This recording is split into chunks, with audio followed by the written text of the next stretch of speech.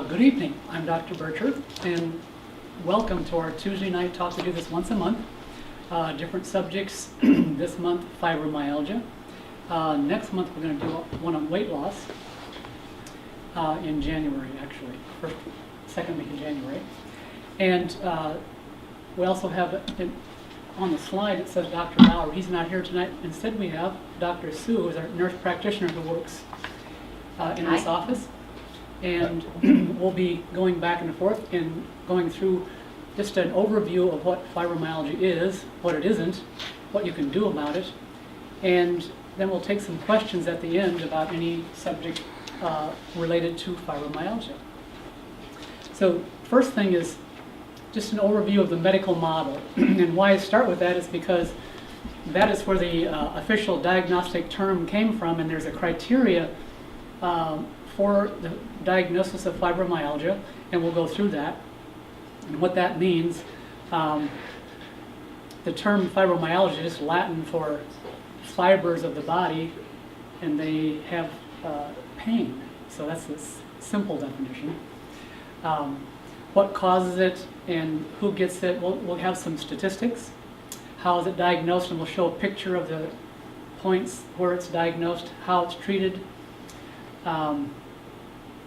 And then at the end, we're going to go through a brain-based functional view of what fibromyalgia is and how we treat it here. So the official definition of the diagnosis of fibromyalgia is a syndrome characterized by widespread muscular pain, fatigue, and tender points. Those tender points we'll show a map of the body where those are measured in a minute. There's also some symptoms that go along with the syndrome. A syndrome is a combination of symptoms that add up to be a diagnostic criteria. Poor sleep, headaches, irritable bowel is a common one, and this is probably the most common, what we call fibro fog, just a cognitive, the brain doesn't work very well. Sometimes numbness and tingling in the hands and feet, and the symptoms can get better, get worse, and seemingly for no reason. Irritable bladder, temporal mandibular joint, jaw disorders. Restless leg syndrome is a pretty common one also. Dry eyes and dry mouth, morning stiffness, and these symptoms can fit a lot of people. Anxiety, depression goes along with it commonly. And again, the syndrome is confusing because the symptoms get better and get worse seemingly for no reason. So it does get to be a confusing issue, and I'll get into the causes. And again, the medical model says that the cause is unknown. One of the things that's been found in the research that there's something in the spinal fluid that makes pain a little bit more amplified, so the person has the same symptoms, but they have more pain from it. And the signals to and from the brain just get turned up a little bit too high. The volume control in the brain's pain centers in some people, and they don't really know for sure why that is. Sometimes there's a genetic component, although it has not ever been shown to be purely a genetic syndrome. And it is commonly triggered by physical, emotional, or environmental stresses where you just overstress the body's ability to adapt to those changes. And people who have autoimmune issues are more likely to get it. Infections like Lyme's, sleep apnea is associated. Anything that disrupts with the rhythms of the body. So daytime fatigue is a common one. Who gets it? I'll throw in just one other point here. There's also some evidence that shows that there's certain viruses that are common in people who have fibromyalgia. So cytomegalovirus, or CMV, is another name for that.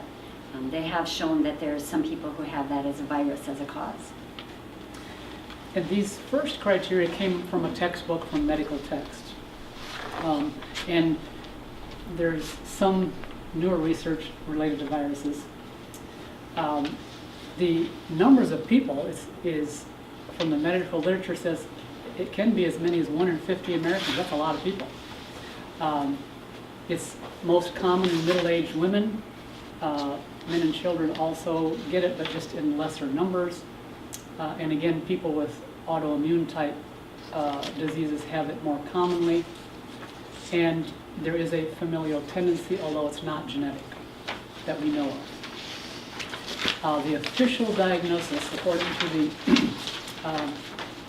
experts from the American College of Rheumatology, say that there is a presence of tender points, widespread pain for at least 3 months, and then these 18 tender points on the body with the, if you push on them with 4 kilograms of force and they hurt, here's a map where those tender points are, and if there's 11 of those 18 that hurt when you press on them, that's the official diagnosis of fibromyalgia. One of the other interesting things about it, and this is a place where the medical model and the newer integrative therapies aren't necessarily jiving yet, but if you talk to somebody who's a traditional Chinese acupuncturist type of practitioner, they can point out that these points fall on 3 specific body meridians, energy pathways within the body. So it'll just be real interesting to see in the future what we do with that information, knowing that those are points on specific meridians.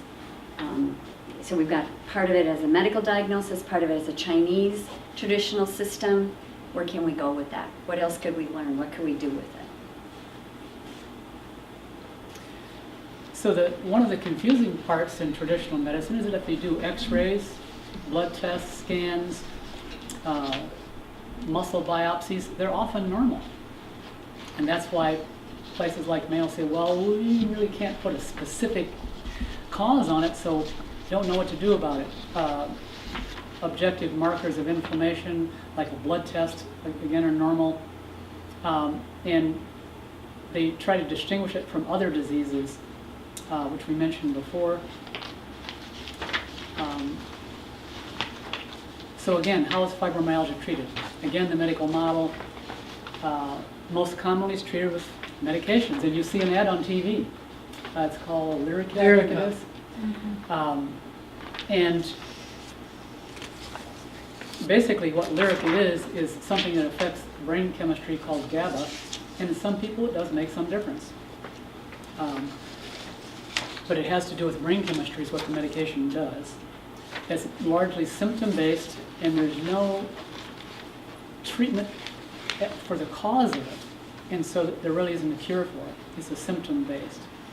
So there's other therapies, and complementary and alternative, like she talked about, acupuncture has been used very successfully. Massage, myofascial release, acupuncture, healing touch, neurologically based chiropractic care, and brain-based rehab that we do here. And we do all of these things in this office. Other therapies that are available, things you can do yourself. There's recommendations that show that just relaxing will make a difference. Some people are wound up a little too tight. I get that way sometimes. Thanksgiving was a perfect time for me to wind down a little bit. And just getting back into a routine of eating at the same time and going to bed at the same time, getting up, creating some rhythms in your life has been shown to be helpful. Exercise where you're cranking up your metabolism and letting it rest and slow down, shown to be helpful. And there's some foundations, just say if you can find out some of the reasons why some of the symptoms there's things you can do. Support groups, cognitive behavioral therapy, there's definitely things that you can change in behaviors that you become more aware of, and that will help. So brain-based, a functional view of what we do here is that we try to measure function of bodily systems, muscles, organs, brains, nerves, and improve function, because what fibromyalgia really is, in my opinion, is a series of brain issues that are confused. And the brain isn't able to control the muscles and organs like it should. and the body is out of rhythm. And if you look up, the physiology of fibromyalgia, one of the main things is that muscles that hurt. Why do they hurt? They're too tight. And why are they too tight? The nervous system's wound up too tight. A muscle should have the ability to relax completely and be totally relaxed. And it should have the ability to be totally flexed and as hard as it can be. And then after you do that, it should have the ability to totally relax again. People with fibromyalgia, that rhythm doesn't work anymore. Their muscles have gotten so tight that they can't relax anymore. So the rhythm isn't working. The contraction relaxation rhythm is not working very well anymore. So the brain is confused about controlling muscles. There's problems with the fuel to the brain. The brain needs proper fuel, oxygen being the main fuel, glucose being second, B vitamins, amino acids on down the list. But sometimes people don't eat very well, or they don't exercise very well. They're not getting enough oxygen to the brain, or they eat too much sugar. So the glucose, which is the second most important fuel for the brain, is going up when they eat sweets, and after an hour or two it drops down. And so your brain gets confused because its fuel supply is going up and down too far. So fuel is a problem. Activation. Your brain is activated by your body and information from the outside world. So when you move part of your body, it sends a message to the brain that said, I moved. I was here and now I'm here. And the brain says, okay, I know where you are now because I knew where you were then, and I felt you move here and I know exactly where you are. And now when I want to move you back, the brain is in total communication with your body parts. Some people, their nervous system gets out of sync with their body parts.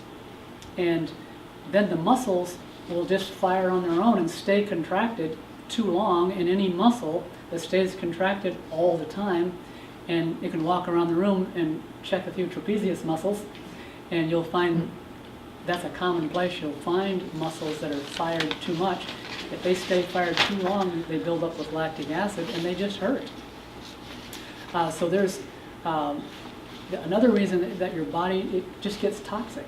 The detoxification systems, the lymph system, the liver, the kidneys, get overloaded, and the toxins that build up in your tissues, and if you get enough toxins to build up in your muscles, they hurt just from that. Any other ideas? The other thing that I would say from an energetic standpoint is that we believe that if there's a change somehow significant with an emotional or physical trauma, or a spiritual trauma for that matter too, that it can change the energy field of the body. The energy field exists around us approximately the distance of the length of your forearm around from your body, front, back, side to side, top to bottom. And if that's disrupted, then we begin not feeling well. And when we get to the treatments, I'll talk a little bit more about the healing touch as a treatment. We've had really, really good success with fibromyalgia sufferers getting relief when they have healing touch treatments, because it puts the energy field back in balance. So I'll tell you some more about that then. So this is just a little bit of a diagram of brain function. And so what happens when you have messages that come from your feet, legs, arms, your whole body sends messages to your brainstem, which is called the medulla pons, mesencephalon, and your cerebellum's on the back of your head, and then your brain, those messages go through those systems, and your brain recognizes where your parts are. So for instance, I was just working on someone today who has diabetes, and they've had their toes removed from diabetes, and he has trouble walking, and he tips over sometimes and falls over.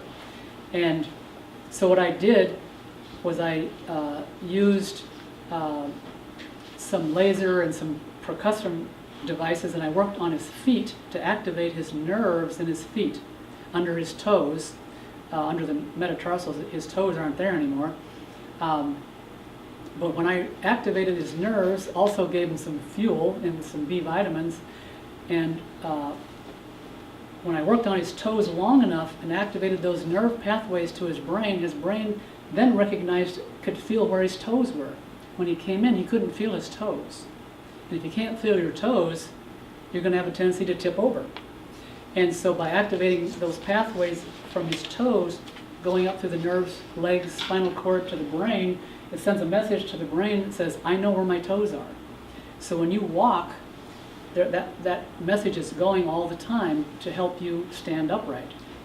And anytime you have something that doesn't work right in your feet, ankles, knees, any joint in your body that's not firing properly, the nerve messages from your joints don't go to the brain in the right sequence, and they cross over from left cerebellum to the right brain, and the messages cross over in your spine.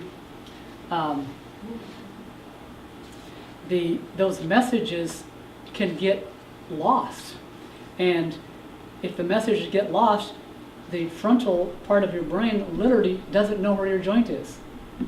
And I had the example of somebody who had back pain, and their hip hurt on one side, and I just drew a letter on one hip, like an A over here, and I said, what letter did I draw on your hip? And they said, well, it was an X. And I drew an A over on this hip, and they said, oh, right away they said it's an A. So the brain didn't recognize what I wrote on this hip because the brain doesn't recognize what this hip is doing. And so by creating better communication pathways through the brain to that hip can improve function and can keep getting better because the brain now knows where it is and what it's doing. Now, there's various reasons why the brain does that. Sometimes the brain, if something hurts, like if your hip hurts a lot for a long time, sometimes the brain, the cerebellum, and the brain just gets tired of hearing it, so it tunes it out. Now that's a survival mechanism, and it's a normal thing. Your brain can do that, but it's a bad thing for repairing the hip. One of the examples that I give, if it's doing that, it's really getting confused. That's normal brain function, though. They're supposed to go back and forth properly. And it's supposed to cross over. There's little arrows that go to each side. So the brain should be able to be feeding back that information. That information is going from the brain to your hip and from your hip to the brain all the time. That communication should be going constantly for your body to work right.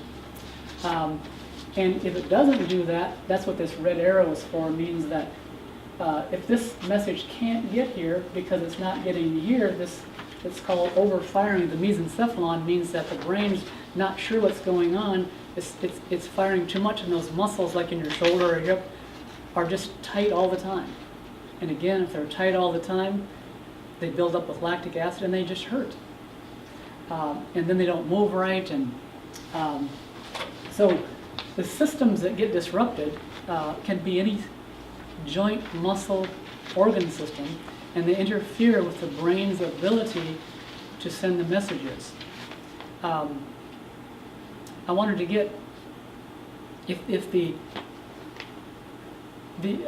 one example I give people is that if you put your clothes on in the morning, you feel your clothes sliding over your skin. And right now, do you feel your clothes touching your skin?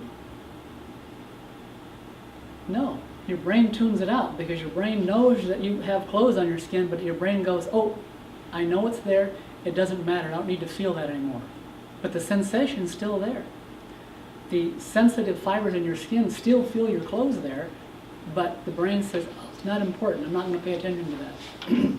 Now a hip example that I used a minute ago, if that hip hurts for a long time, again, the brain gets tired of that firing all the time, it will just tune it out because I don't want to hear it anymore. I got other things to do.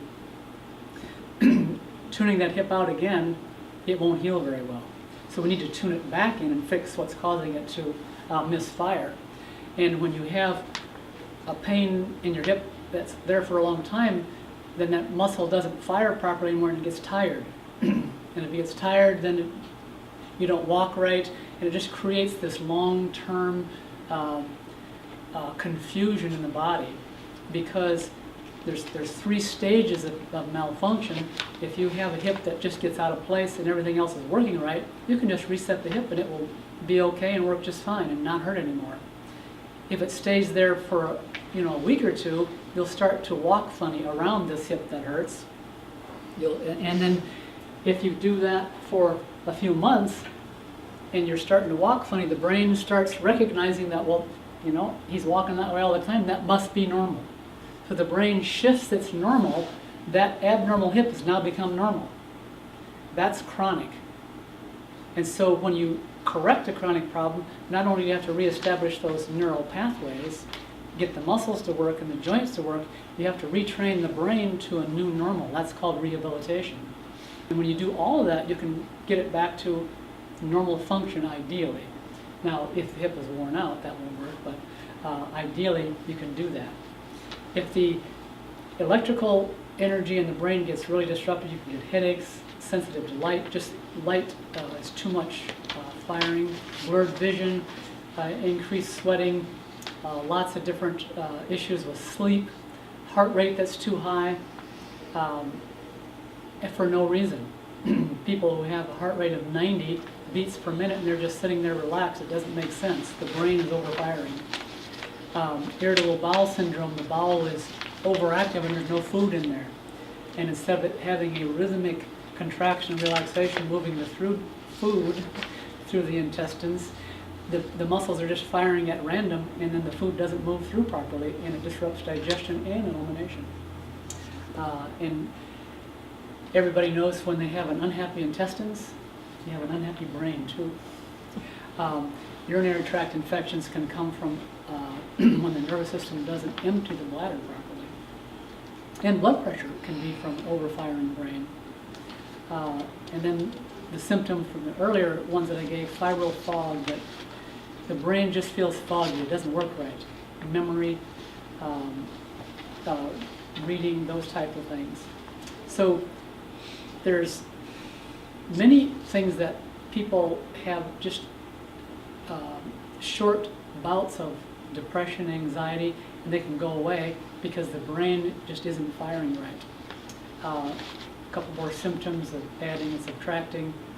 And these things are signs of a brain that's not working very well. In our society, we have too much of we say, well, it's old age. I forgot, something, but that's not normal. We should have a good memory. We should be able to add and subtract. We should be able to read. And we have difficulty expressing what we want to say. That means the brain is misfiring a little bit. And what we know from brain science, that prevention is the key, because there's no good treatment for brain disease. The two biggest ones that are on the stage today are Alzheimer's and dementia, and nobody knows how to fix Alzheimer's that I know of. Once a brain cell dies, it's gone. The treatment is prevention. And so when you have these early on symptoms, it's best to do something about it and improve that before they become a full-blown disease. Memory is probably the first thing that goes. Numbness, handwriting changes, more irritable and angry. That's happens to me once in a while. Balance is one that I see a lot in the office. People come in today, I see somebody every day who says, yeah, they have a problem with balance. Learning disabilities, attention deficit in kids and adults. So what do we do different, and how do we treat it? So the first thing we need to do is find out what's malfunctioning. And what we do here is a comprehensive neurological and physical exam. And we do the standard things like blood pressure, heart rate, all of those things that are in a standard examination. But we add to it something called pulse oximetry and tissue oxygen saturation. We measure using an infrared light on the finger or the ear we use sometimes to get close to the brain. It measures oxygen saturation in the red blood cells, and it measures tissue saturation of the oxygen transferring from the red blood cell into the tissue. It's called perfusion index is the official term.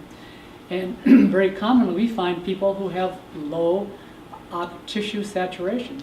And if you have, especially if you have low in your ears, we have a good idea that oxygen's not perfusing into your brain very well. And as I started off saying, in the fuel and activation page, the main fuel for your brain is oxygen. And we test this every day on people, and I find people every day who are low in oxygen and anemic. And if you have that, it's tough to get better. You need to fix the anemia or the oxygen issues. Heart rate and rhythm, saliva pH. If your saliva pH is too acidic, it means that minerals and oxygen can't transfer to the tissues as well. Reflexes, the old-fashioned knee reflexes and the ankle reflexes, elbow, those mean something neurologically. Eye tests, we use pupillary reflexes, eye motion, where you turn and look at something. All those eye tests give us some very good windows into how the brain is working. Cranial nerve tests, balance and coordination, just the standard drinking test with the feet together and arms out, and stand there with your eyes closed, walk a straight line. Those are tests that we do, and those tests can be very specific to see how the brain is functioning, whether those messages are going from your toes, that example I used for walking, and getting to your brain properly. If they're not, we can do something about it, retest it, and we know for sure that we're improving brain function. Another thing that we can do too is the assessment of the energy field around the body to see if that is indeed balanced and smooth or not, or if it needs some intervention. And the energy fields, I use the example of, we've all had the experience of we're standing somewhere, maybe in a crowd, and all of a sudden you sense there's somebody behind you. You turn around and there's somebody a couple feet behind you. And so we have an energy field around us, and we've all had that experience. You know that's true. You didn't hear them. You didn't see them from behind you. Your energy field sends from them. We all have that same energy field, and when they come together, we can sense that. And the more you pay attention to it, the easier it is to sense that. Another test that we do is called a stress response evaluation. And that is in EEG, in electroencephalogram. We put some leads on your two hemispheres of on your head, ears, diaphragm, and on your fingers, and what it measures is electrical activity in your brain. It doesn't put any in, it measures what's coming off. And brainwave patterns mean something, and how your brain responds to stress will tell us how your brain responds to life stress.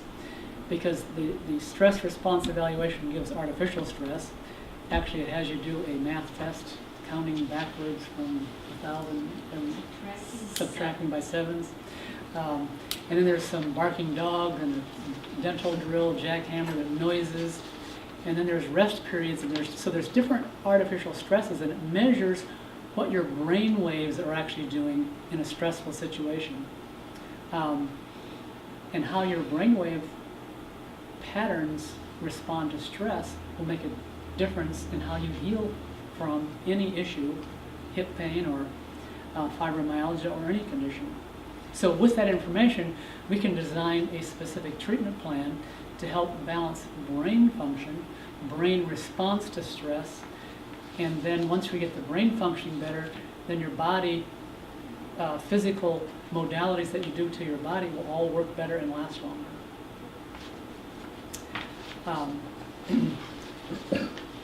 So this is where we start. When we treat people, we start with the most important things. We have to make sure that the brain's getting enough fuel and activation. So your brain is activated by movement as its primary activation. So we want to make sure that all of your muscles and joints move properly. And if you watch people walk, you go to the mall, if you've been shopping these days, a mall is a very interesting place just to sit and watch people walk by. And if there's really only one way to walk most efficiently. But if you people walk by in the mall, you'll see people 100 different ways to walk. And all of those different ways aren't efficient. And there's something going on with their system that could be improved. Not everybody, but I mean, you'll see all kinds of people walking real forward, bent, sideways, that one hip moves different from the other one. So there's ways to see when the nervous system isn't working properly. So we activate the nervous system on the side that needs to be more activated and balance them out. And then we do brain-based rehabilitation to create new habit patterns. When I talked earlier about the 3 stages of malfunction, our nervous systems are creatures of habits. And when we have a malfunction, again, that's gone on for months, it becomes a habit. And it's a wrong habit. So to correct that problem, we need to create a new habit after resetting the muscles, nerves, and joints if it's a hip problem. So fuel, obviously, diet is most important. Oxygen, we use if someone's really deficient, and we just saw somebody today who was in a car accident who had all the symptoms of fibromyalgia, really. And he responded slowly to care, and one of the things that we added a few months ago was IV nutrition. And what he was missing was a lot of vitamins and minerals in his tissues. His tissues had been so tight and so locked up and hadn't moved for years that they had forgotten how to move properly because they hurt, and the muscles had tightened up and couldn't relax anymore. So lactic acid was building up in the muscles, and then when the muscles tighten up, they also don't let fresh blood in or let the toxins out, so the muscles just hurt all the time. So what we did with him was we did some specific therapies to get his muscles firing, turning on and turning off, so that you can start bringing fresh blood. And then we also, Dr. Sue did some IV nutrition to supply. I'll let you describe it. Yeah, it's a mixture of the primary vitamins that we need as a basis, with vitamin C, some of the B vitamins, calcium, magnesium, those kinds of things are in it. We're also using a cellular building block called glutathione. It allows cells to repair themselves because now it's got some of the base ingredients that it needs to begin to heal. This person was taking some of those things orally, by mouth in pill form, but if you're not digesting it properly in your gut, then it's not going to go into your muscles and your bloodstream and your heart and wherever else it's needed in order to get there. So we gave it to him IV. So he could sort of skip that point of having to digest it, and it's already there in the bloodstream for him to use. Then the cells can build. The other thing that we did with him is we've been using Healing Touch, that energy therapy, with really good success. And combining the two on top of other things he's been doing with his chiropractic care, with getting some massage, he's healing. He's able to do things that he hasn't been able to do for up to 8 years by the combination of these therapies, getting him better. He's cut way down on pain medication, hardly takes it at all anymore. He hasn't had any steroid injections in the painful joint places or other places on his body where he was needing it for months because of switching to this kind of therapy. So it's been really successful. So one of the things that we do to fuel, we talked about, and those nutrients, if you need like the IV nutrition, and the activation. One of the things that we use to activate the nerves, which I used on the guy today who had the diabetic feet where he had his toes removed, I used a percussor, what says vibracussor on there.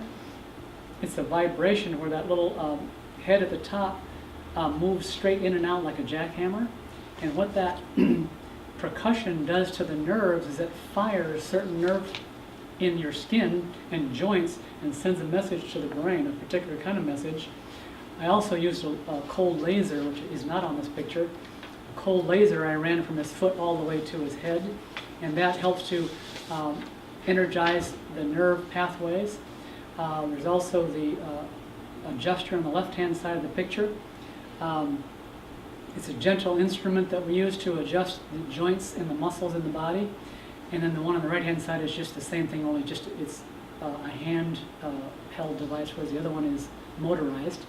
I have all of those. And then we use this guy on the left-hand side. There's a little hand bicycle. What we do is have him breathe pure oxygen, and then we have him do a hand bicycle to fire the pathways from the hands to the brain. And they just sit there and do that for about 5 or 10 minutes. And it just activates the muscles, nerves, and joints of the arms and the cerebellum and the pons, and you saw in the earlier pictures. And then while you're activating those, just by moving your hands around in that pedals of a little bicycle, then you're providing the fuel, which is oxygen. And we also make sure they have enough B vitamins, and if they need them IV or however, we have them liquid form too. The one on the right, whole body vibration. That's one, that plate on the bottom, you can stand on it, and that black at the top is a handhold. That is a vibration that the plate at the bottom tips to the right and left. And when it tips to the left, your brain thinks you're going to tip over. So it fires all the muscles from your neck all the way down to your feet on the right-hand side of the body to bring you back to center. And then that foot plate tips to the right. Then your brain thinks you're going to tip over to the right, and it fires all the muscles on the left-hand side of the body. And it does this 20 times a second, so all you feel is vibration. And then we also do the same thing there. We sometimes use a laser and oxygen and B vitamins, whatever it takes, to help. Vibration is a very nice way of firing those nerve pathways and just activating those nerves and muscles that haven't been fired for a long time. And it's a very nice way to help those muscles that I talked about in the very beginning. I gave the example, one of the reasons for fibromyalgia is that the muscles have gotten too tight because they're on all the time. When a muscle gets too tight and they're on all the time, over time a muscle gets shorter and shorter and shorter. That's why you see people with their shoulders up about to their ears, because their muscles are just fired too much for too long. And what this whole body vibration does is it makes the muscle fire and it makes it relax 20 times a second. So each time it does that, when it fires and relaxes, and you're providing fuel for relaxation like oxygen, B vitamins, that muscle will lengthen and relax. And the rhythm of the muscles gets back in sync using things like that. And this is just an oxygen concentrator that we use. We also use therapies that detoxify the body. One of the last things I gave as an example of what causes fibromyalgia is toxicity. So we use some far infrared. It's a type of heat that penetrates deep into the muscles, a few inches into the body, to release those toxins slowly into the lymph system, which then goes out through the bowel movement, some out through the kidneys, and some comes out through the skin also. We just need to get those toxins out of storage in the muscles, because that's what causes pain. So these two things are a combination of a type of infrared that works very well. We use detoxifying medical food programs. That's a powder that you can take that has the nutrients that your liver and kidneys need to increase their efficiency of detoxification. I wanted to give a couple of examples of things that you can use. These are some home exercises. We give some eye exercises. This is just some examples of the different directions. Usually I give a sheet that only has arrows in one direction to move for eye exercises. And another example of things that you can measure. I always like to have some things, the tests that you can do that are easy to do. And one of them is temperature. I use temperature tests where I have someone take their oral temperature, morning, noon, evening, and at night, and your temperature, your body temperature, your core temperature should change 1 degree every 24 hours. There's a rhythm to your metabolism. So during the day, your metabolism should go up, and your temperature should go up also. And it should peak about 4 o'clock. After that, your temperature should start going down. And then it should bottom out at about 4 in the morning. And so your temperature has a 24-hour cycle that goes up and down, and you can measure that during the day with just a simple thermometer. And then I have a graph that you fill out, and you can see that temperature go up and down. And what I find is that people who have fibromyalgia, their temperature rhythm is not normal. And for instance, their temperature is going up late at night instead of down at 4 o'clock. It's going up at 4 o'clock. And when I see that pattern, every one person says, you know, I have a hard time getting to sleep. It's because your metabolism is going up at night instead of coming down. And so we have very specific ways of resetting your metabolic rhythms to bring those back during the day and start having your metabolism going down at night so you can sleep. You've got to have deep sleep to get deep healing. And that's one of the key things with that sleep cycle being out of sync like that, is because then all your hormonal rhythms get out of sync. And you're not, when you're supposed to be sleeping and your metabolism being nice and low and everything's calm, that's when all the hormones should be produced in your body. And if you can't get deeply asleep, then your body doesn't know how to make those. Everything's just out of sync, and it throws everything even more out of whack. So one of the main hormones that your body uses to control inflammation and to heal with is cortisol. And we can measure cortisol. You can measure it in blood or saliva. I prefer saliva because you can do a rhythm test where you take a saliva sample morning, noon, evening, and before bed and send it into the lab. It comes back with a graph of your cortisol levels, which should be high in the morning, because at 4 o'clock in the morning, you should be building up cortisol. So when you wake up, it should be the highest in the day, and then it should start going down in the day, and at night it should go way low. And then that rhythm is important for healing. As she said, the body is resetting itself in the middle of the night during deep sleep. And if you don't get that deep sleep, the body's not able to reset itself every 24 hours. And it starts getting confused. And that goes back to one of the first slides I talked about. What my definition of fibromyalgia is the body's confused. And the rhythms aren't working well anymore. And so the body literally just can't heal from things that it should be able to heal from.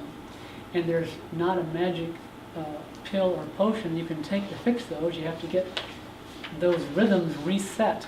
And there's ways that we can reset some things, and there's things that you can do at home that we can teach you how to do. So the next step is just get a neurological exam, because your nervous system is in control of all this stuff. And the nervous system is very clear in the neurological tests that we do of what's functioning well and what isn't functioning well. And I have one test that I really like. It's called a 50-step test. And what I have people do is the standard balance test, where you put your feet together and your arms out in front and close your eyes, and you just stand there and just see how steady they are, the standard drinking test. And then what I have people do is keep their eyes closed, and I have them march 50 steps in place.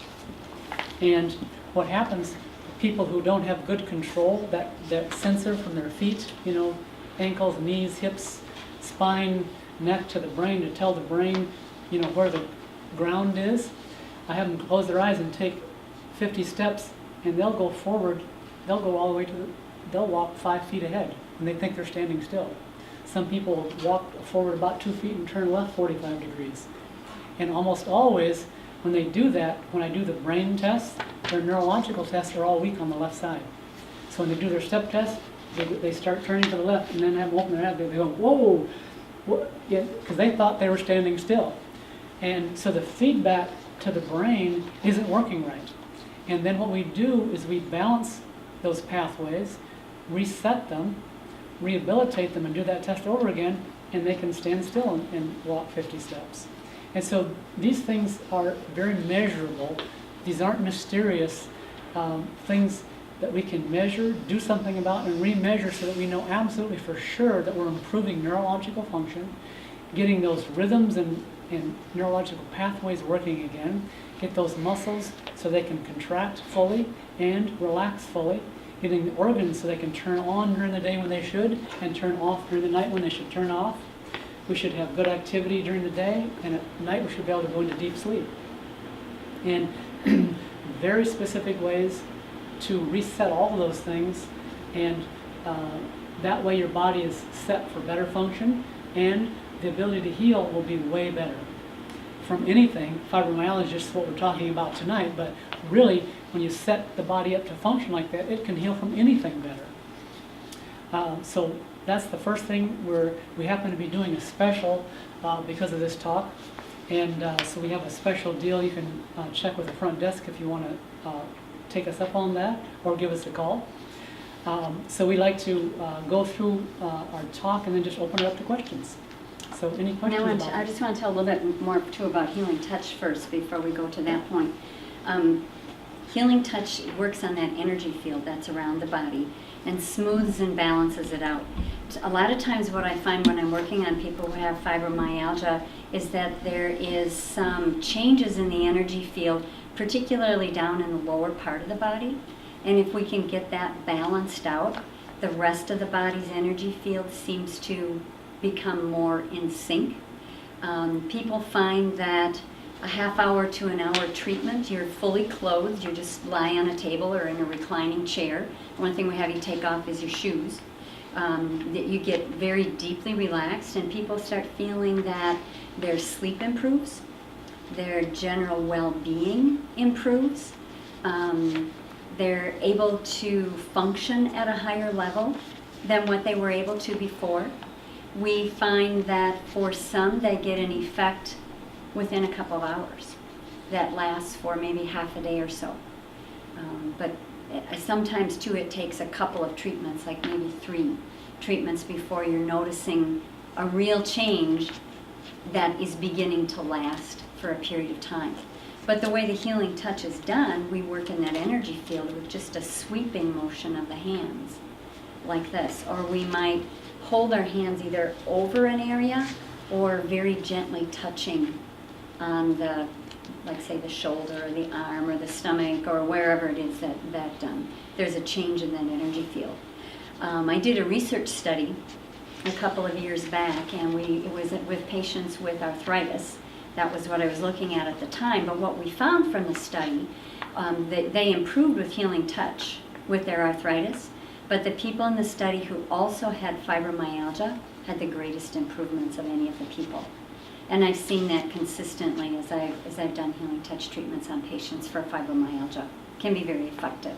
So if we put that in combination with some of these other things, we can get the whole body back in sync, get things balanced out where they need to be, and you end up having a better life for it. All right, any questions? Go ahead. Is any of this covered by Medicare? Yes? Yes. Okay. And then if you have a supplementary insurance, that it would also pay part of it. Yes. Okay. Now, some of the treatments and some of the rehab, Medicare doesn't cover all of it, but they do cover the basic treatment part, yes. Oh, like the, And some of the exams, yes. like $170 or $337, part of that would be covered by Medicare then. If you would see me as a nurse practitioner, yes, we would consider that as treatment for fibromyalgia, diagnosing it, providing treatment, relieving the pain, helping improve the fatigue. The question was, does Medicare cover it? Yes, but that's what we are putting in your treatment plan. Okay. And that is things that... That's how you word it when Mhm. you send it in, Mhm. because But that's very legitimate. Okay. That's exactly what we're doing. you got- Most insurances are injury or illness policies, and fibromyalgia is an official illness. So yes, they do cover that. And that's, It's sad because in a lot of cases, they say fibromyalgia can come on with trauma. yes, It can cause it. My wife, right there in the red sweater, had a car accident, and afterwards, she developed fibromyalgia. yep, But the insurance companies, they do not recognize that it comes on by trauma. Some of them And- don't, that's correct. And most of them. And they say, prove it. How can you prove it that this came on by the car accident or by trauma? It's just like if you have a headache, I have a headache, prove it. How do I know? How do you know that I got a headache? And, well, there are neurological tests that I talked about, when I talked about Right. the exam portion, will show up, absolutely. I can prove it. But the insurance companies will not recognize that. They you do know. recognize those tests, yes, They they do. do. Yep. Well, that's funny, they don't recognize the fibromyalgia tests. Go ahead. How does your neurological exam compare to an exam, say, at, a medical test? The question was, how does our neurological exam compare to a medical neurological Say like exam? Dr. Conzen. Dr. Conzen, I know Dr. Conzen, I think he's a good doctor. I've spoken to him. The difference is basically what we do here is called functional neurology. What he does, I would call pathological neurology. And I've talked to him about this. What he's looking for is tumors, things that are diseases, things that can either be operated on or medicated is primarily what he's looking for. What we're looking for is things that malfunction, things that aren't working properly. They're still working, but they're not working properly. He's looking for things that are broken. Does that make sense? Mm-hmm. And so when he doesn't find anything that's broken or no tumors, there's nothing to do for it in his world. And he's not wrong, he's correct in what he's looking for, and he's not finding anything in that pathological realm. That doesn't mean it's not malfunctioning. So I look at health on a scale of function. At 100% function is perfect health, and 0% function is dead. And we're somewhere in the middle, which changes a little bit each day. And at about 30% function, we start having pathology. Pathology means that there are organs or systems that are breaking down. And at that level of malfunction, it will show in the standard medical neurological testing. But until it gets that bad, it doesn't show in that world. So the difference is we're in the functional realm. They primarily look at the pathological realm. And what I do is if I find somebody in my examination that I see something that is broken, I refer them to Dr. Conzen because I like him and I think he does a good job. So they do things in a different portion of the functional realm than what we do. But the actual testing, neurological tests you give are No. the same, if not Now, very similar. some of the tests that I do, neurological tests, are medical neurological tests. Like that 50-step test that I just described, that's a medical neurological test. This test that he described, that's a medical test as well. Right, There's a lot of things that are very common between the two disciplines. right. So I would say a lot of the tests that I do, he does some of those also. But the difference is I do different variations on those tests, and then I do something to improve function and retest them. That's not what they do. It's- Are Medicare Advantage plans handled differently in terms of being covered or not covered? Medicare Advantage plans are different, yes. Some, yeah, each one, those plans are just different, and you'd have to talk to our insurance person to find out, because there are so many different ones, I can't answer that one. I think it just depends a lot on the perspective of the company. I've also had several situations where the insurance company refused, where Medicare has refused, but if we can go back in and show that at this point in time, here's what the person's status was, what they were able to do and to accomplish in their daily life, how productive they could be, and they were on this medication, doing that therapy that had been prescribed, they were doing it as they should, and then we show that these things were added, and here's the improvements that were made. A lot of times the insurance companies and Medicare have then paid the person retrospectively for what was put out for the treatments. Not every time, but I have seen it happen more than once. And the other thing that's happening in the insurance world, of which we have fun dealing with every day, is they're moving away from the pain-based model. In the past, if you had a pain, went to a doctor, they tried to diagnose the cause of the pain, do something, and insurance would pay for it. But what they're finding is that pain is not real solid. It's a little bit subjective. It's It's not like that easily- headache, prove you got it. Yeah, it's not provable. You got a pain here, well, prove to me what causes it. And so what insurance companies have gone to is they're moving more towards what is called activities of daily living. Okay, you have pain in your shoulder, Well, they don't care about that so much anymore. What they care about is that what can't you do with that shoulder? I can't open a door and I can't drive my car. Well, that's important, because if you can't do that, that's a real malfunction. That's an injury that caused a malfunction that's affecting your life. And insurance companies are saying, okay, now, if you diagnose that shoulder issue, the cause of it, nerve pathways, joint malposition, muscle malfunction, whatever it is, correct that, and you've improved the function of that shoulder so you can improve your activities of daily living, that they'll pay for. And the pain, they don't care about that much. Because pain is just too iffy. Has that been a recent change? Yes, that's going on right now. I think businesses are seeing it too. You know, if they're putting out this money to pay for the health care that you're needing, if there's something that can be done to get you back to work, it decreases their costs. It decreases the money coming out of their pot that they're paying for the insurance. It's a change in the whole thinking. Because what it is insurance companies don't care that much about pain. Because in their eyes, we'll just take a drug and cover the pain up. That didn't cost much. And we'd rather pay for that than a whole lot of care. So that's why that movement in that direction of function, of activities of daily living, instead of pain. Any other questions? And she even took notes. So, I got questions, and I question had to here. look, where did I write them? okay, she had a question written down. Does Go your ahead. neurological workup or whatever show like brain plaque? Does Brain- that show, how do they say if you've got plaque on your brain plaque? That is something, if you want to know about that, you need a brain scan. Brain scan. Yes.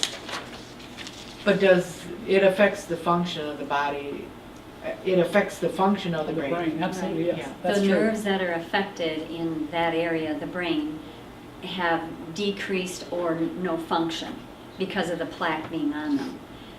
We can tell that by doing the testing, but we can't see where they are. We can't say, we can tell you general area where they might be, Okay. but we would need a scan, a brain scan, a CT scan or an MRI scan, something like that, in order to show where they were in the brain specifically. And I do recommend brain scans sometimes. He mentioned that his wife, her fibromyalgia, she was diagnosed after an accident. Yes. Mine was more in the emotional level. That can set it off also. It was a year after I lost my mother. Yep. And I couldn't sleep. I was on the point of barely functioning at Yes. the time that I finally went, and because I couldn't do anything else. Yes, and the emotional aspects, like the loss of somebody very close to you, can Yes. indeed And I notice when trigger. I have an kind of emotional shock, that my symptoms and everything are worse. Their than- symptoms worsen if there's another Yes. emotional trauma of some kind, yeah. Even though it might be much more mild Oh, in yes. comparison, it can still in some cases set it off, yes. If you come down and say somebody has fibromyalgia, and could you prove it to, say in an accident case, yes, she got it from an accident, would that hold up in court? Well, the question is, would it hold up in court if I had examined you prior to the accident, and then I examined you after the accident, then I could testify in court that you didn't have it then and you have it now. But unless I did that, it might not hold up in court. What difference does it make? Well, that's a good question, isn't it? You know, really, You have it you've now. examined her Yeah, and you've determined that she has fibromyalgia.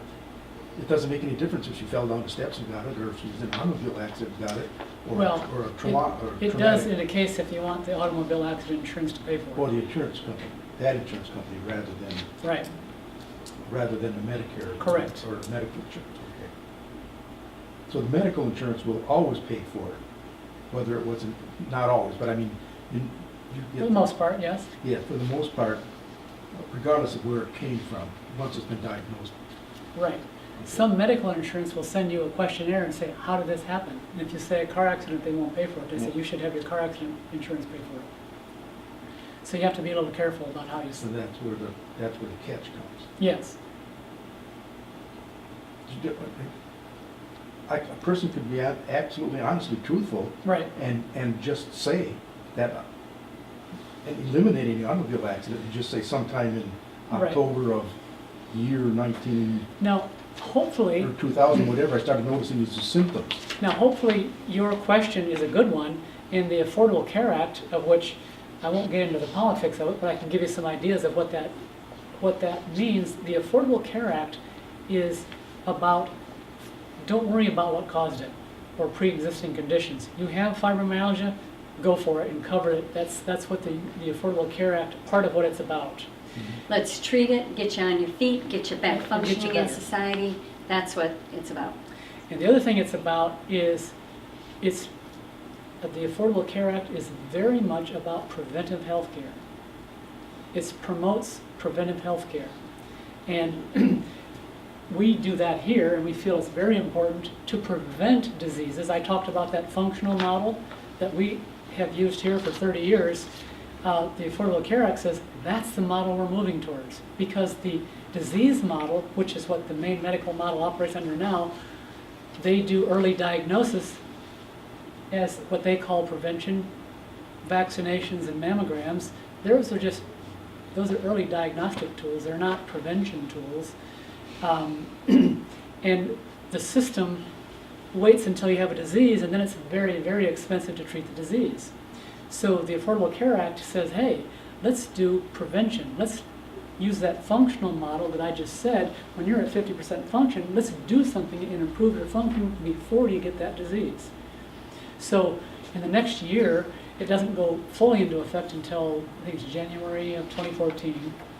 But parts of the Affordable Care Act are starting to kick in. And one of them is what you talked about, pre-existing conditions. They don't matter anymore. It doesn't matter it happened in a car accident. It doesn't matter. Just cover it and go for it and treat it. And I'm sure that fibromyalgia all of the symptoms didn't occur the day after the accident. Correct. You're right. They normally don't. You know, so I'm sure it was a progressive thing going on for whatever, maybe a couple of months or whatever, I don't know. And I know Steph quite well, so. So there's, you'll see in the paper, there's lots of people who don't like the Affordable Care Act, and there's a few things in there that I don't like about it either, but there are some good things in it, and it is the law of the land, and I think we should move forward and try to make things better. I worked for 20-some years as a critical care nurse in the ICU. And the biggest thing that kept going through my head was, there has to be a way that we can prevent some of these things. Why do we have to keep coming into the ICU so sick, half dying? Isn't there something we can do to prevent it? So I agree, there's things wrong with the Affordable Care Act, but there's a whole lot of things good. And it seems like it's moving us in a right direction to get things covered that haven't been, to prevent some of these things, to put some of the effort there at preventing them rather than just taking care of the illness. The other thing about it too is that we've gotten really, really good, really high tech. We can save almost anybody with almost any problem. We can. But then, as we talked about, or one of you mentioned, then you have to live with it. The story that you were telling about the lady that they were teaching her how to live with it. Well, how do you live with it? That doesn't fit in our society. So if we can prevent it, we can do a whole lot more. We're very fortunate. We are. You've heard of Help Dynamics? I have? Yep. Because I've came here to, but the operating engineers, they have, they send out a letter and says, go get your physical for the year. And it's preventive medicine. And I think that's a wonderful thing. You come down and they give, I come here all the time before it was, Dr. Reamer was Right. with you. And he was, it was his program or whatever, but it's a great program because if there was anything wrong, they could catch it then instead of you waiting 2 years, 3 years down the road and now all of a sudden it gets blown out into a big problem. Prolonged disease, yes. But I have to say something that when I hear Dr. Bircher, Yes, his name mentioned, a good friend of mine came here. This was a few years ago. I'm with the operating engineers. I run heavy equipment. He did too. yes. And he was on the verge of dying. Mm-hmm. His kidneys were starting to shut down, and he went to medical doctors all over, and they says, well, I don't know what is the problem. He came down here, and he was a big man. He weighed probably about 300 some pounds. And I seen him one day, and he was only half the guy. And I looked and I says, Dave, and he turned around and looked at me, and I said, it is Dave. And I said, wow. He says, I almost died. And he said, what saved me? He says, I went down to Dr. Bircher's office, and they tested my blood. And he says, in my blood, he says, there was little bitty parasites.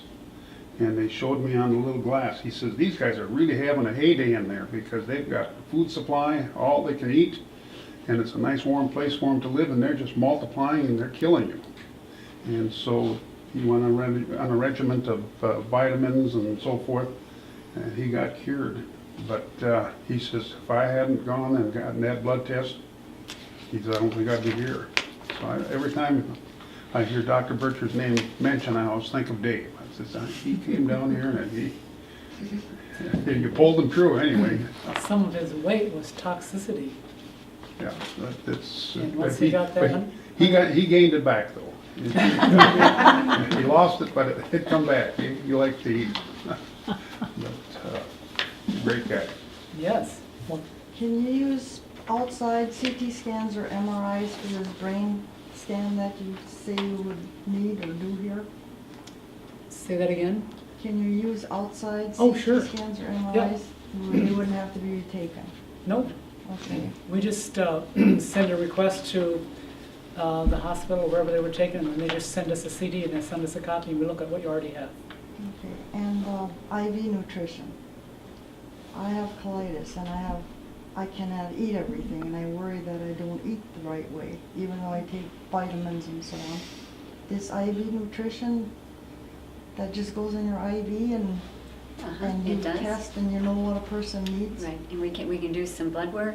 There's also some other sensitivity tests. We can see if there's other foods that you wouldn't even suspect you were sensitive to, but you might be. And then that helps you to stay away from those triggers that are potentially damaging the intestine, so it can heal up. And Now would that be covered by Medicare? See, the more specific diagnostic testing at this point in time is likely not covered. The actual IV medication itself is also at this current point in time not covered, but the visit and the consultation with me would be covered. because our insurance will only cover if Medicare covers. If Medicare doesn't cover, then they won't pay anything either. Pretty common. And these treatments, if you get into the program, what is it, once a week, twice a week, 3 times a month, once a month, or how often do What we? we've been doing with the IV nutrition, he's asking how often with it. It depends on what's workable for the person, with how often they can get here, what they can afford.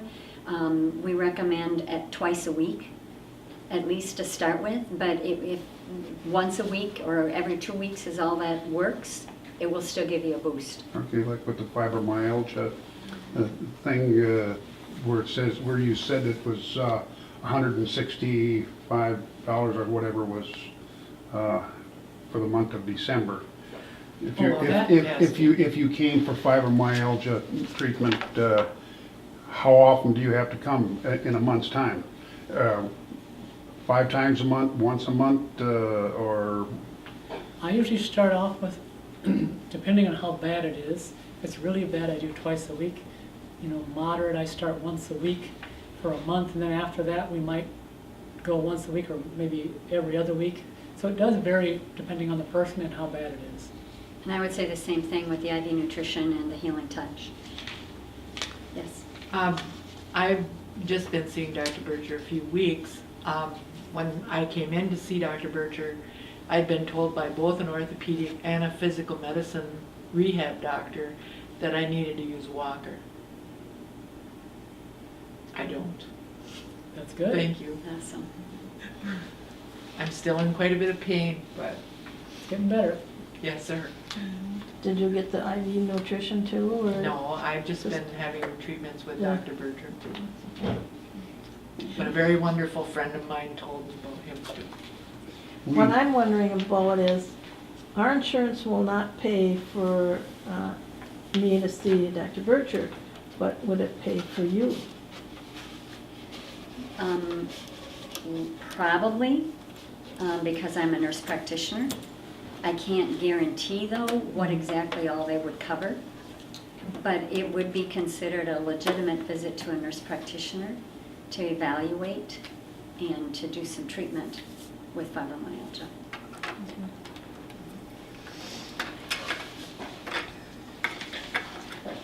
All right. Thanks for coming. Thanks. Thank you. It And- was Thank very, you. very Hope informative. hope you got something out of it. And share with anybody you can think of. We did make a recording, so we're gonna make some DVDs. And also, recording of this talk is on our website. And so they can go on the website and watch and listen. And we also have the notes available. And sometimes the notes help. And for her, she even wrote notes in there.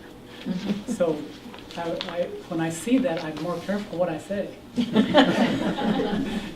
See, and I didn't write no notes because she doesn't. Okay. All right. Thanks everybody for coming. Thank you. Thank you very much. Thank you.